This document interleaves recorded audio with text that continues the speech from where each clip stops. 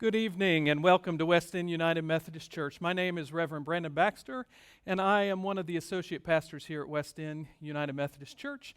And it is my pleasure to welcome you to this Wednesday night midweek experience that we've been trying this fall as a hybrid experience. So we have a few people in the theater with us tonight, and then also some of you participating at home. And each week we go through a different theme, and these themes rotate throughout the month. So at the first Wednesday of the month, second Wednesday, third Wednesday, and fourth Wednesday, we go through Word, Wisdom, Wonder, and Way. And whenever we get to the Wonder section, it's a time for us to think about what are some ways that we can draw closer to God, can open space to draw closer to God. And so a couple of months ago, we had Alan Whitley here who led us through a time of evening prayer or Vespers. And then last month, we had Sally Honor here, and she talked about some of the different types of spiritual disciplines and work that she's involved in, and also the Taizé services of healing and prayer that we do here at West End. But I thought that for this month, it would be really great for us just to think a little bit how it is that we set spiritual intentions in our own lives. How we personally, individually, and then collectively at times can open space for the Spirit to be at work among us.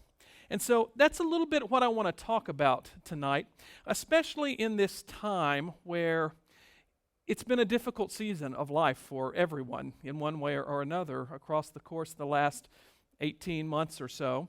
And I know that I have felt at times more disconnected from God than maybe I would have in normal times. And I have a feeling a lot of other people are that way too. And even amongst our pastoral staff, we've talked about how some of the things that fed our souls pre-pandemic just haven't been cutting it lately. And what can we do to revive that spark inside of us that gets us back in touch with the divine? And so I want us to just think in really simple and accessible ways about how we might involve ourselves in spiritual disciplines.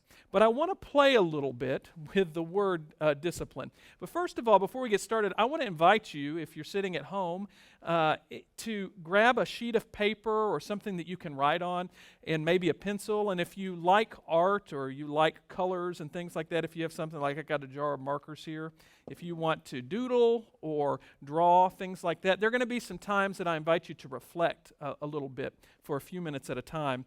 And so that might help you during those times of reflection. And I'll play music during those times of reflection as well.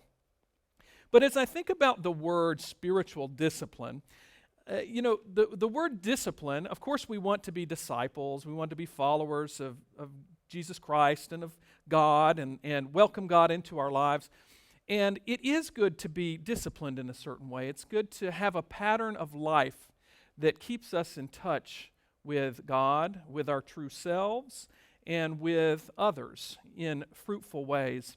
At the same time, sometimes discipline has a very harsh feel to me. It's like you got to do this, or you got to get this right, or as if you set a perfect plan and then it leads to a goal. And I'm not sure that's how the spiritual life works. It's been my experience that the spiritual life kind of moves in twisting paths, and it's a little more open than that. So while I think the word spiritual discipline is a good one, and it's been used throughout Christian history to describe things we might do, such as anything from prayer to all sorts of other types of ways that we might welcome God into our lives, I'm not sure that discipline is my favorite word.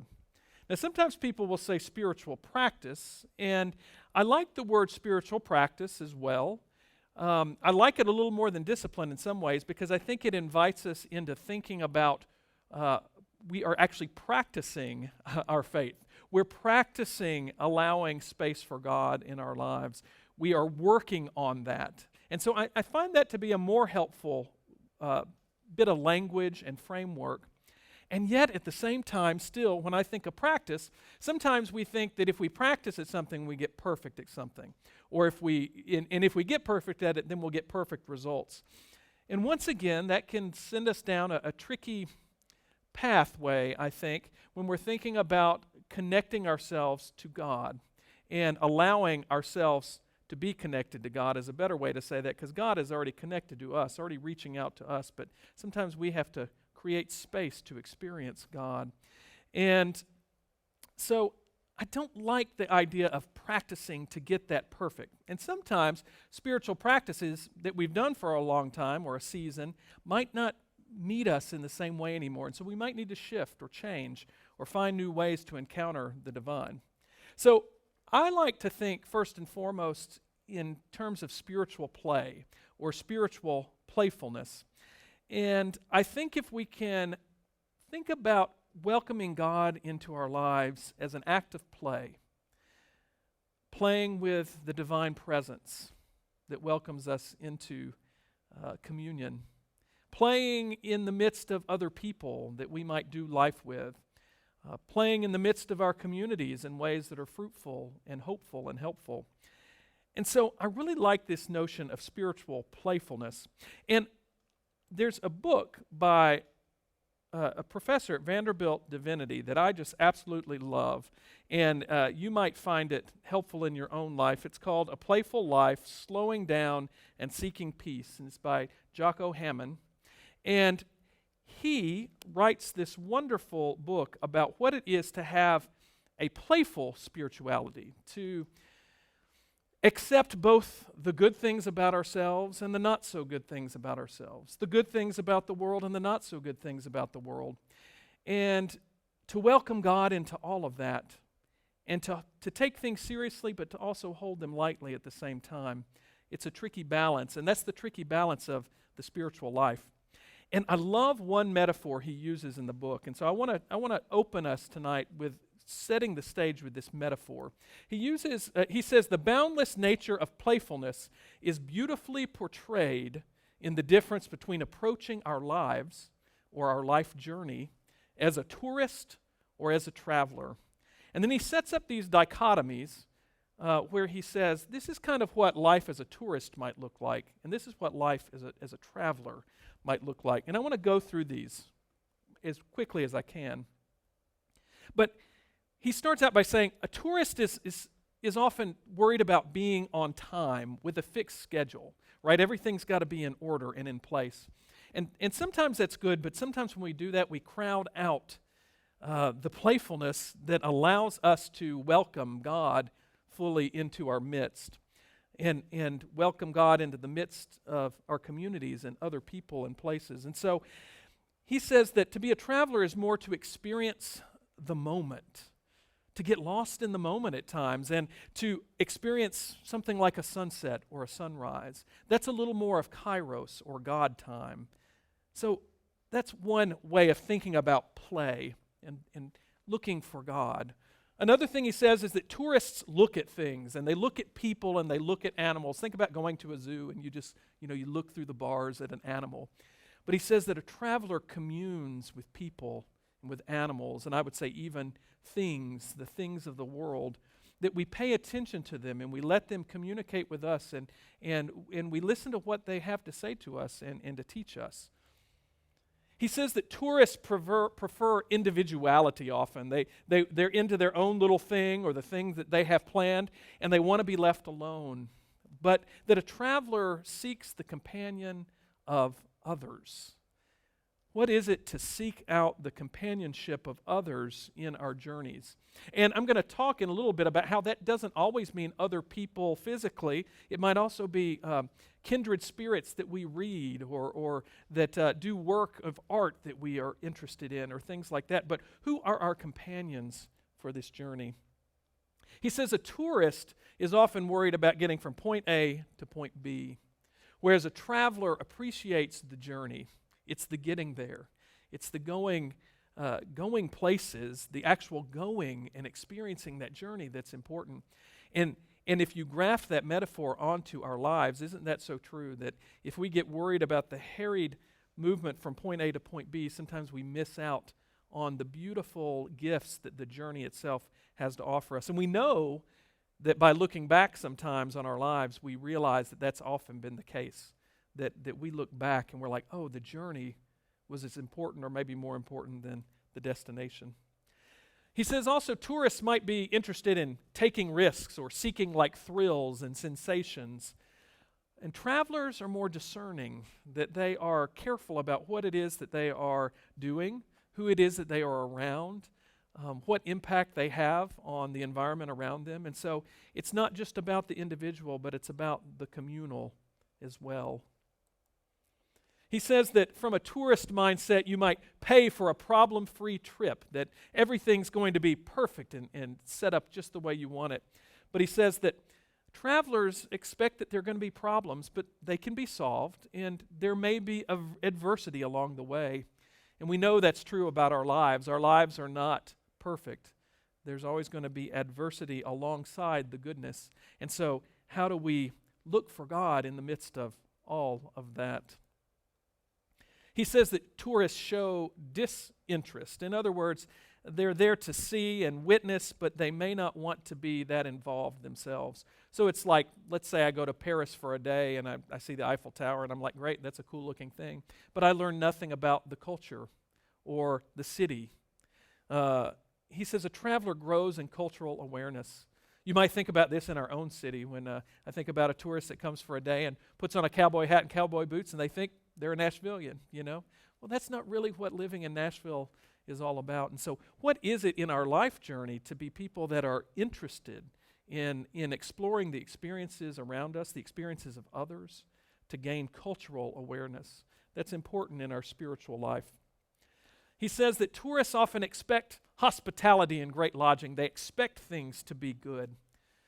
But a traveler knows that the gifts may be strange and the lodgings may not always be what one expects, but that the gift of presence and the gift of hospitality is a gift in and of itself. So what is it to be in hospitable places and to open places of hospitality for others? He says that tourists often want to indulge their behaviors, want to do, again, what they want to do. A traveler may sometimes give up privileges.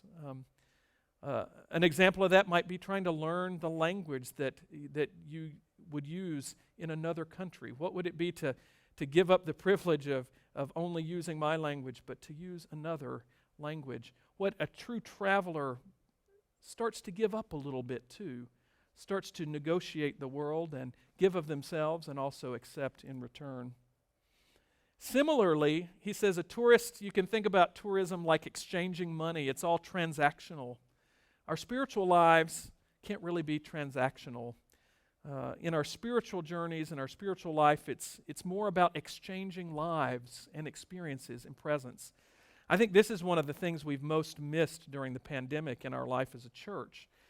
It's great to be able to do things like this online, but to not be able to be with one another and share life has been hard at times, and so I hope a lot of that returns as we move out of this time. He says a tourist does things constantly, is always on task, but that a traveler is more relaxed. A traveler sits back a little bit and pays attention to the world around them. He says a tourist might want an all-inclusive location. I've got it all right here. We might want that in our spiritual lives. I want to have the perfect formula for how I connect with God. But that's not really how it works.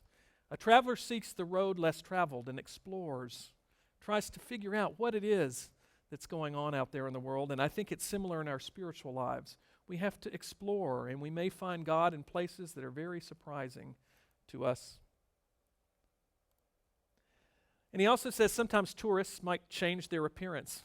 Maybe they take on temporarily the garb of where they are or something else. Or maybe you go somewhere to get tan or something else like that. But he says that a traveler is about transformation of the heart and soul. And I think certainly in our spiritual lives, if we're just worried about the outer image of who we are, that we're not doing that deeper soul work of allowing our hearts and minds to be transformed and our souls to be transformed by God and by others. And finally, he says a tourist mindset is sort of like having religion without being religious. And so maybe you go through the motions of religion, and yet it doesn't really impact the soul. And yet a traveler is someone who is religious with or without having religion. And so maybe our spiritual journey takes us through a community of faith, such as West End United Methodist Church. Maybe our journey takes us outside of the faith home that we thought it would be in. And yet, and it might not be a faith space at all, it might be some other kind of place. And yet, if we truly believe that God is who God is and that the divine is present with us, that God will be there with us in those moments. And so, as I think about this, I really want you to think about setting spiritual intentions with playfulness and openness to the Spirit of God. And so what I'm going to invite you to do in a minute is to think about some of the basic, simple aspects of what it might mean for you personally to set some new intentions around opening space for God. I'm not going to provide a formula. What I'm going to do is suggest that there are a few things to keep in mind, a few elements of spiritual exploration to keep in mind, that then you can shape and play with and explore in whatever ways might work for you or might work for communities that you're in or groups that you're in. But it's good to be able to think intentionally about these things and to play with them intentionally and yet to combine them in all sorts of fruitful ways. I'm thinking specifically about like the spaces we go to look for God. The kinds of tools we use and toys that we play with. We'll talk about that for a minute. The times that we do that. What works for us? And what makes sense? And where does God meet us? Because we're all unique individuals. And there are many good practices out there, but different ones work for different people. So first I want us to think a few minutes about place and space. When I think about place and space, there are a few things that I think about. A lot of people like to create an altar or some kind of space or place in their home that is easily accessible, that's visible to them, that reminds them of the presence of God in their lives. For me, I have this on a bookshelf at home, and I keep photos of some of my loved ones from the past. I keep books, several books of prayers that are important to me, and books of poetry and even fiction that I come back to time and again. And I keep little chimes and other things on there that help me maybe sit down and have a moment with God. And I may not do that for months at a time, but that space is always there beckoning me. And sometimes I notice it and I sit down and take a moment. Some people like to get out into nature. Nature is beautiful, God's creation. You know, you meet the presence of God there. In fact, some people talk about the earth as being almost like the body of God. And so many people find that they connect to God in special ways when they get out into nature. That's been especially important during this time where we've been inside a lot more in the last year. Think about other special locations in your life that open you to God or to yourself or to others. Maybe it's the coffee shop where you like to meet and greet people and spend time in fruitful conversation, communing with one another. Maybe you're a reader and it's a place like a library and that's where you find calm and peace and sustenance. It could be all sorts of different kinds of places. They don't have to be quiet places either. And again, thinking about that metaphor of being a traveler, it might be travel in and of itself. Maybe there are places that resonate with you or places that you like to go that are important that you haven't been to in a long time, or maybe somewhere you've needed to go that you feel you're being called to. What are those places? So I'm going to invite you for a few minutes to think about what kinds of places and spaces might feed your soul, might open up space for you in relationship to God and to others. So I'm going to play a little music here. I'm going to give you about 2 minutes to think about that and just to reflect on that. And if it helps to write them down, write them down. If it helps to doodle, doodle. And then we'll come back and we'll look at the next point I want to think about.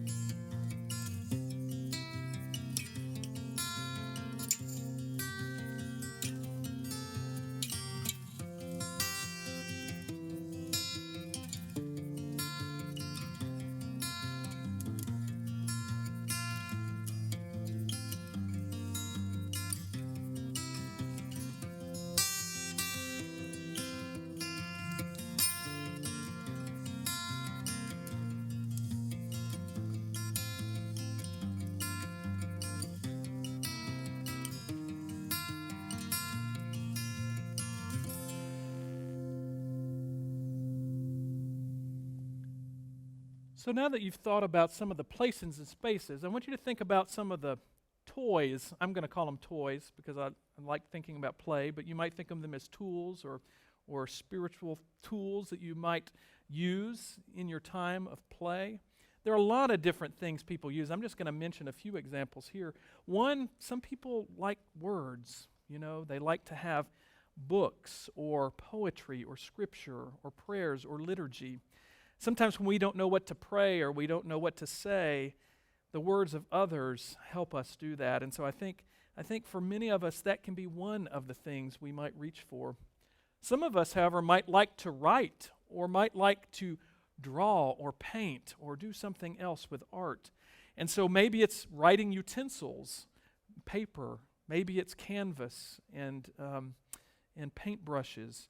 Maybe it's all sorts of different kinds of things that allow you to get out of your head and into your heart and then get that stuff that's in your heart out in some way that you can reflect on it and see it. Maybe it's through music. Sound is important for some people. Maybe there's certain types of music that resonate with your soul. Maybe chimes. I said I like to keep chimes on my altar. I have these little bells that are shaped like hearts. I wanted to bring one to show you, but then I realized we're renovating our house right now, so my little altar is taken apart, and I have no idea where my chimes are at the moment. So I can't wait to get my little space back. But I like to ring them sometimes. Just that little tinkling sound reminds me of the still small presence of God in my life and in the world around me. Candles. I have a candle lit here. It reminds us of the light of God in our midst. We know that people have lit candles throughout the ages as a sign of God's presence. Fragrant oils and incenses might help for some people. All of those things. And you can probably think of a lot of other things. I put camera up here. Sometimes we all carry a camera now. I use my camera to pay attention to the world. If I have time at the end, I'm going to show you for a brief moment an example of my playfulness that I did with my camera a week or so ago during one of my quiet times with God. But there can be all sorts of different tools, and you can probably think of some that I haven't named that are things that might help you connect with God or connect with others, connect with this world. And so I want you to spend a moment to think about and brainstorm what are some of those tools, those toys. And I'm going to give you a minute or two again to do that and either write or draw or whatever feeds your soul right now as you think about what are those things that work well for you.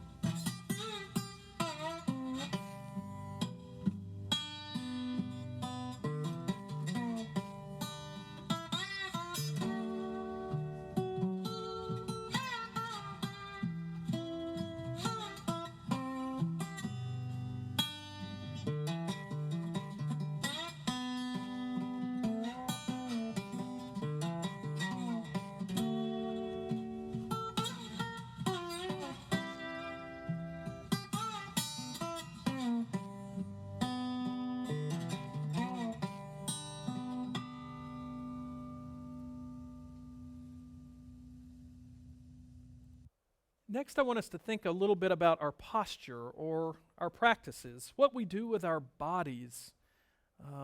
There are all sorts of different ways that bodies have been used to praise God and to welcome the presence of God, and there are many ways we use our bodies in worship, in times of prayer. And there is no right way to use our bodies to worship God, and yet our embodiment is a part of who we are, and it's a part of how we're wonderfully created. And so I think it's important to think about what we do with our bodies. Sometimes in this busy world, we need stillness and silence. And so sometimes it's calming our bodies. It's trying to find a place of relaxation and stillness and quiet. Sometimes it can be different kinds of postures that might be comfortable to us. If one of our tools is reading, maybe we have a comfortable chair in which we sit that really holds us in comfort.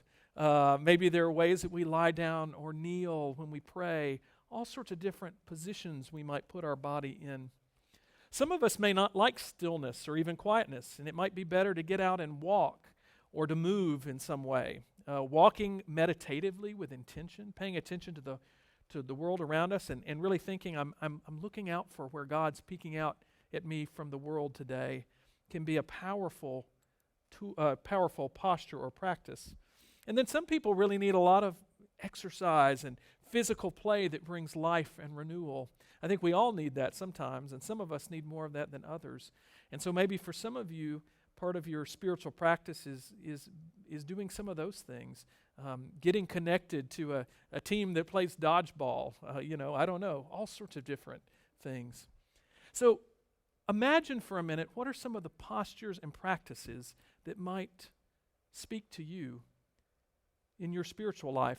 Think about what it is that your soul yearns for right now in this moment. And it might be more on the stillness side, it might be more on the active side. But what is it that God is saying to you about posture and practice in this time? I'm going to give you just a moment again to think about that.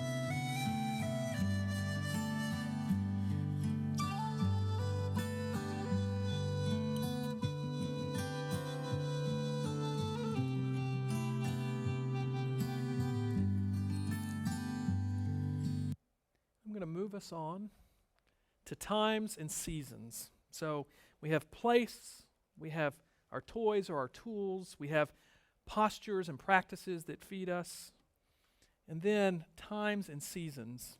So think about what times are natural points to focus on God and on the world and on others and on yourself. And when I say what are natural points, I mean natural for you. What times work for you and speak to you? Some people are morning people. Some people are evening people. Not everybody's going to find sustenance in waking up at 5 a.m. to read Scripture. And yet I know some people that feeds their souls mightily. Other people, it might be something totally different. And it might have to do a different time. So are there daily times, either in the mornings or the midday or in the evenings, that might work for you? Are there weekly times? Maybe it's a rhythm of once a week that kind of works for you and that maybe feels natural to build into your life. days that might work best in the middle of the week? Are there seasons of the year that are special to you, that are good times to refocus on God and to refocus on the presence of the divine in your life? Of course, we're coming up on the Advent season. That's a time when a lot of people reach for devotional materials and other things that might draw them a little bit closer to God again in a way that they have been missing. And also think about the season of your life. What fits this season of life that you're in? What worked for me as a young adult might not work for me now that I have children that are in middle school, right? And it might not work the same as when I'm older. And so this journey of faith that I'm on and this journey of life in the presence of God that I'm on, I need to think about what works in this season of my life at this time. And there may be other times or seasons that you think of that are important. So I want you to spend a moment to think about what are your times and seasons right now. What are times that either you do find yourself having a moment to connect with God in a deeper way, or maybe that you haven't been, but maybe that might work for you? What season of life are you in, and what does that speak to you right now? Reflect on that just for a moment.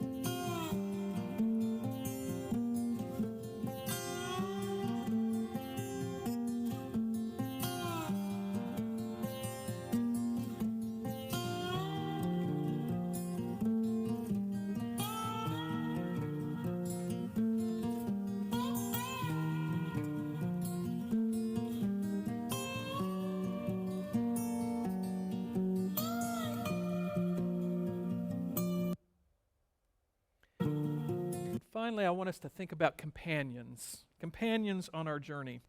And as I said before, sometimes companions might be friends and confidants, people that we do life together with, also family I didn't put on there, but it could be that as well.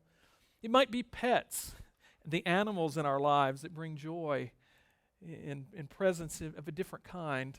It might be a faith community of some sort. Hopefully many of you find that here at West End United Methodist. Maybe it's activity and interest groups that you haven't been involved in a while that you need to get reconnected to, or something new that maybe is an opportunity that might build new relationships and open you to something new in your life. Sometimes it's welcoming the presence of our ancestors, or remembering our past, or the past of the place in which we live and work. Maybe it's writers or speakers or podcasters or other kindred souls that speak to us. Maybe those are our companions. Maybe it's creatures that are out in nature or nature itself. And I'm sure there are others as well. So I want to invite you to reflect just for a minute. Who or what are some of the companions on this journey with you in this life together with God?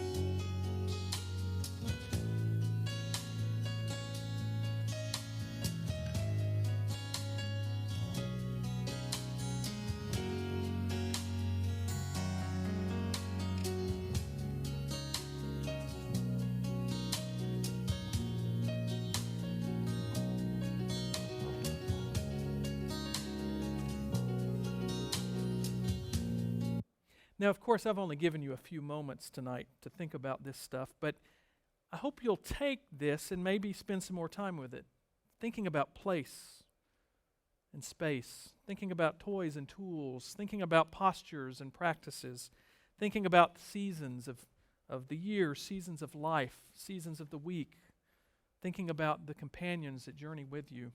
And then I want you to think about how you combine those things that feed your soul playfully. How do you start to welcome God and the presence of God into your life in and through all of these things? I think there are a few things I want you to remember. You can keep it simple. It doesn't have to be complicated, right? These can be simple things. It doesn't have to be perfect. Always make sure these things are a part of your surroundings,